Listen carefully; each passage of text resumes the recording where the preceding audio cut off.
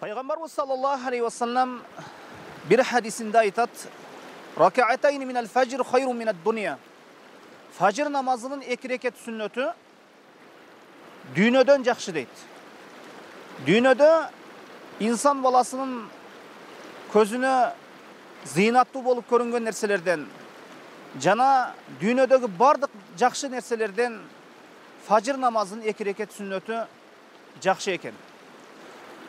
Эми фажыр намазынын 2 рекет сүннөтү мына ушунчалык жакшылыкка ээ боло турган болсо, дүйнөдөн жакшы боло турган болсо, эми Аллах Таала буйрган парыз ибадатынын, парыз намаздын, фажыр намазынын 2 рекет парзынын сообу эми мындайча айтканда тилге алгыс даражада, тил айтып берип түшүндүрө албай турган даражада соопторго, ажыр соопторго ээ болсо керек. Аллаху алам.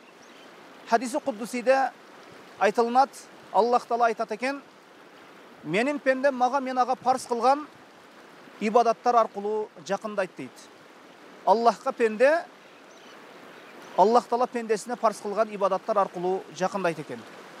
Мына ушул нафил ибадаттарды аткаруу менен Аллахтын сүйүктүү пендесине айланат экен.